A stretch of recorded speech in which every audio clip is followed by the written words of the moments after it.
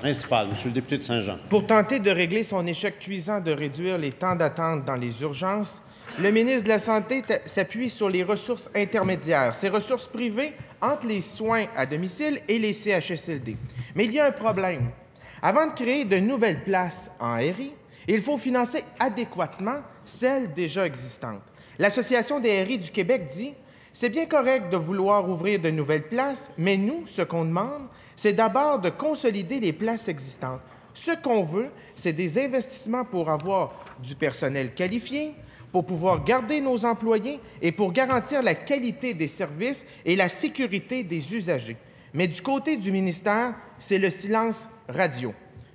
Le ministre va-t-il régler les problèmes de sous-financement des ressources intermédiaires déjà existantes avant d'en ouvrir de nouvelles? Madame la ministre déléguée à la réadaptation. Merci, Monsieur le Président. L'occasion m'est prêtée ce matin pour dire à quel point ces ressources sont importantes pour nous et que les ressources doivent donner les services pour les citoyens sur les services qui correspondent aux besoins de la population, finalement. Et vous le savez, Monsieur le Président, j'en ai déjà parlé en cette Chambre, on est en négociation en ce moment. Il y a 5 ententes de négociation qui ont déjà été conclues à ce moment ici. Je sais que mon collègue, le ministre de la Santé, a annoncé des sommes hier pour justement ouvrir davantage de places. Et ce qu'on souhaite faire, Monsieur le Président, c'est servir davantage de population.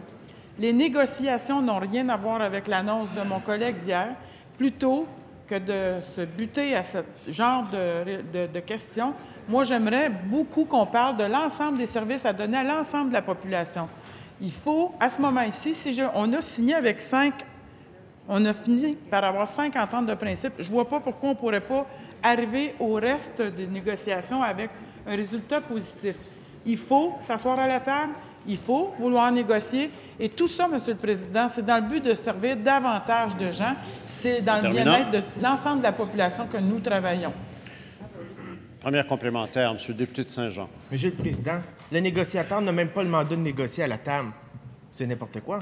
Monsieur le Président, ce que fait le ministre, c'est prendre l'argent économisé sur le dos des personnes qui résident actuellement dans les ressources intermédiaires pour créer de nouvelles places pas mieux financées. Les RI ont les mains liées, ils ne peuvent pas faire de moyens de pression.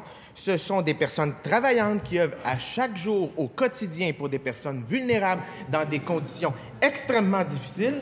Et le ministre profite de ça. Est-ce qu'ils vont régler la question? Monsieur le ministre de la Santé.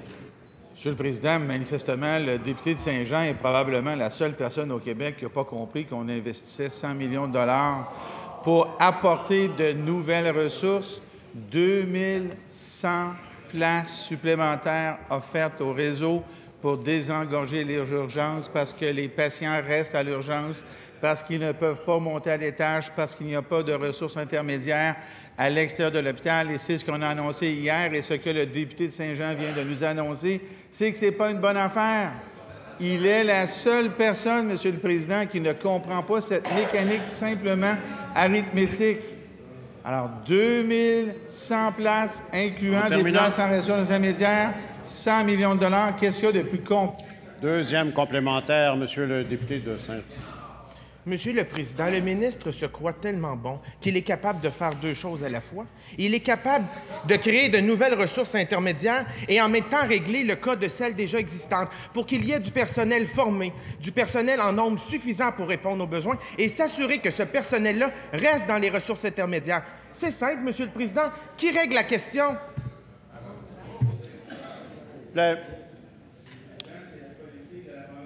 Et de la mauvaise nouvelle. Je pas. Monsieur le ministre de la Santé, je vous donne la parole, mais prenez-la pas avant que je vous l'offre. Monsieur le ministre de la Santé. Merci, Monsieur le Président. Monsieur le Président, c'est la nouvelle politique du Parti québécois, la politique de la mauvaise humeur. La mauvaise nouvelle quand il y a une bonne nouvelle. Nous développons, Monsieur le Président, une politique qui, d'ailleurs, était celle du Parti québécois en 2013. Voulez-vous que je cite le 2013 du Parti québécois qui disait « Avec les lits qu'on a actuellement, on est capable de répondre aux besoins de la population pour les 10 à 15 prochaines années sans avoir besoin d'en construire. » Et il continue en disant « Il faut développer le maintien à domicile et des ressources intermédiaires. » Ce que nous avons annoncé, Monsieur le Président, 100 millions de dollars pour faire ça, et la seule réponse de l'opposition, Monsieur le Président, est de venir demander à l'Assemblée nationale de s'ingérer dans une négociation qui suit son cours. S'il vous plaît.